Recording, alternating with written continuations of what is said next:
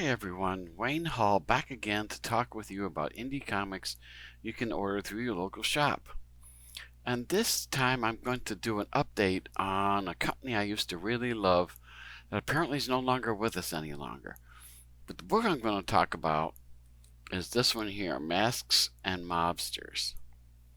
It is available through Image, and there's some interesting text on the back. Let me read the text about the book first. When mob enforcer Bobby Silver killed masked hero Dr. Daylight in cold blood, it sent shockwaves through the masked community. Now in the eyes of the heroes, the mob is their #1 enemy, and it's war. Masks and Mobsters is a golden age mix of noir and pulp heroes that showcases how the sudden influx of costumed heroes and villains affects the business of the mob. And of course, Masks and Mobsters is the name of the book. And the reason why I want to talk about this book is because of this name right here, Joshua Williamson. If you buy DC Comics at all these days, you probably have seen that name. In fact, he's doing Dark Crisis right now, which is a big deal. He has been a really good creator over the years, and this was the very first book that I came across with Mr. Williamson attributed to it. This book came out literally 10 years ago, about 2013 roughly, and I really loved the book. I came across it on monkeybrain.com, and I bought this book when it came out from Image. The book is largely black and white, but it does a lot of really interesting things as far as the mobs and superheroes, which is something you don't see a lot anymore in comics. When comics first started out, of course, way back in like the 40s, you saw a lot of mob people being taken on by superheroes. Superman, for example, would do it. Batman was notorious for it. But then as the years went along and science fiction kind of took over, the books kind of got away from that. And I have to say that I kind of miss it sometimes. Um, the interesting thing about the comics of those days, of course, Batman used to carry a gun so he could kill anybody he thought deserved it. Of course, Batman hasn't done that in decades, and Superman either, as far as that stuff goes. But this was a really, of course, you can see the guns.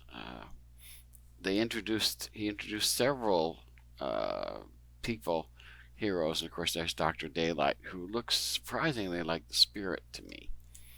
And all these good things went on for a long time, and this was on monkeybraincomics.com, or at least the website that Monkeybrain Comics was on. I tried to look it up and I couldn't find it. There's a monkeybrainbooks.com, and they do books, and the name that was associated with the previous books was there, but I didn't see anything about these guys anymore. There were several things. There was Edison Rex was another one I really liked. There was another great one. I think Judd Winnick did one that was Altered Hero or something like that. It was a great book about different variations on superheroes. And that's one of the things that the site excelled at, was doing really different kind of takes on established genres. And I really missed the site, but it's been so long that I actually look for it. I guess if I wasn't looking for it and I was a big fan of theirs, I guess it's not a surprise that they've kind of moved into other areas. When I looked it up, it looks like there's a Monkeybrain web comic going on, and it has a monkey who talks to us all the time. So I don't think it's the same people anymore. I think that's all gone the way of the world. And that's too bad. Like I said, all these books were just wonderful, wonderful books. And Mr. Williamson got his start, at least as far as I was concerned, here. Now, he moved into Captain Midnight, a rework of a classic 40s hero. And then he started going into other things and doing other business. He took over the Flash for quite a long time and did an excellent job with that, which I was a huge fan of his Flash run. But he's now doing. Last I had heard, he had still got an exclusive contract with DC. I don't know if that's still true or not. I haven't I haven't seen whether that's the case. But the good news is that he's still doing a lot of things for DC, whether it's exclusive or not. So he is getting a lot of things done, like Dark Crisis and other things. He's worked with Scott Snyder and other people doing wonderful books. But this book in particular is what drew me to his writing. And I really, really love the stuff. Here's the inside cover. And there are 9 chapters plus an exclusive story in here. You can still get this through, I believe that your local shop can still order it through Image. It's still out there on the Image website. So I think, of course, if you look at the cover, you can see Image Shadow Line. It's on there. And it was just a really creative take, going someplace that comics hadn't been for quite a long time. And as you can see, it's all pretty much black and white.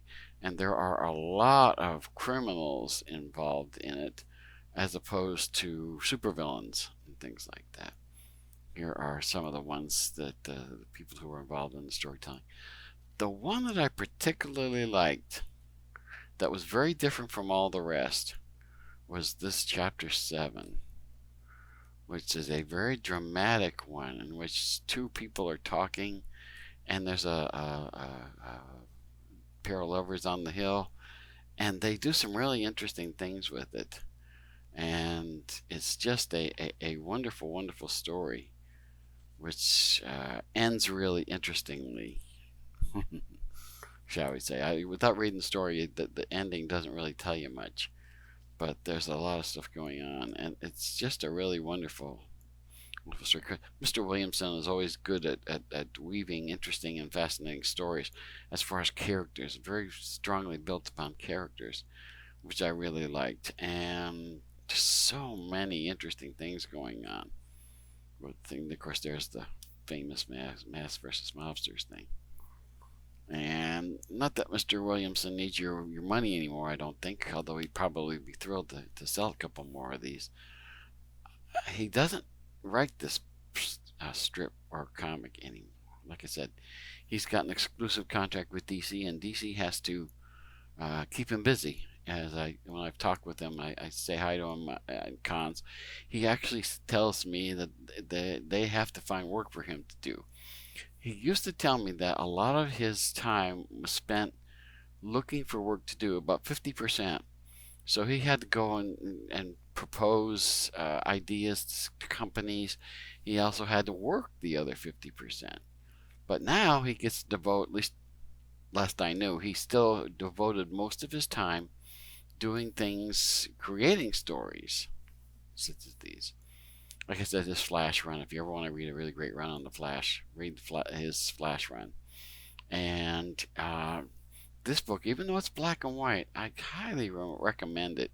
If you want to see where he got his start as far as storytelling goes, this is a really great place to go. And of course, we get the artist does some work showing us designs for the characters initially, and just amazing stuff to go. And of course, big surprises and things along the way, which are really well done. And he just here's the inside cover, which you get a sort of a Batman alike. And of course, recently Williamson did some Batman too. So he's getting around, this guy. And if you want to know where he came from, this is a great place to start. The book sells for $19.99 through Image under the Shadow Line head.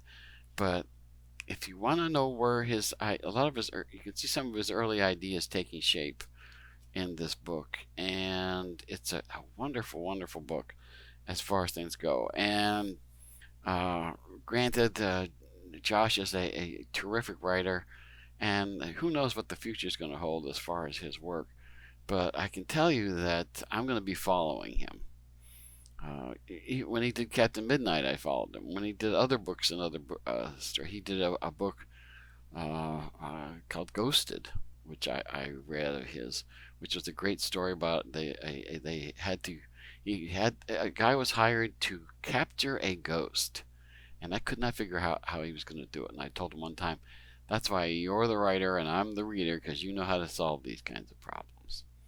But again, it's Masks and Mobsters from Image. That name, Joshua Williamson, you're going to continue to hear a lot from in the future. I'm just convinced. So if you want to see where he started, this is at least where I got a hold of him. And there's lots of really interesting things in there. So until next time, keep reading your comics.